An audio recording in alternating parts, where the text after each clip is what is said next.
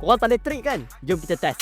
5 saat korang decide nak buy ataupun nak sell. Boleh komen di ruangan komen. Time frame 30 minit ni. Ada bearish engulfing, ada yang kata sell.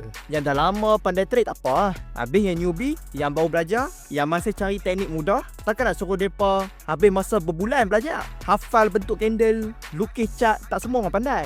Tambah zaman sekarang orang busy kerja, tak ada masa nak belajar, nak terus buat dapat hasil. Jadi yang komen sell tadi tu, kita tengok dekat sini, saya turn on indicator saja, tak sampai 5 saat pun terus nampak. Sekarang ada candle biru, tanda ada volume buyer masuk. Kemudian kita tengok pada time frame 15 minit, ada dot hijau sebagai tanda permulaan bullish momentum. Lepas tu candle break MA line purple sebagai confirmation buyer kuat lah tu. So ni adalah SOP untuk buy bagi indikator. Kemudian untuk lebih yakin, kita combine dengan data AI. So AI tunjuk sekarang buyer power lebih kuat daripada seller power dengan confident 75%. So takkan kita nak entry sell kot. So kita terus buka dekat MT5. Kalau kita nampak bearish engulfing dekat time frame lebih besar, memang nak tekan sell bahai. Tapi sekarang bila kita pakai indikator dengan AI, kita nampak data tu lebih jelas secara real time. So kita entry buy. So sekarang jam 10 pagi, kita tengok result daripada petang ni.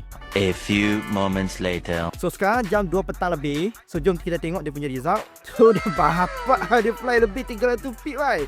Nasib baik kita tak entry sell tadi. So inilah kelebihan bila kita pakai indikator dengan AI. Mudah kan? Sebab tu ramai yang dah pakai indikator ni kata, terima kasih banyak yang mengenalkan saya indikator ni. Terima kasih juga bantu saya dalam trading dan ubah cara saya daripada kaki depo kepada kaki withdraw. Alhamdulillah, terima kasih tim. itu antara feedback yang dah pakai indikator lah. Jadi yang nak guna indikator dengan AI, boleh klik link yang disediakan. Tapi kena tahu, past result not indicate future result. Dan trading tetap ada risiko.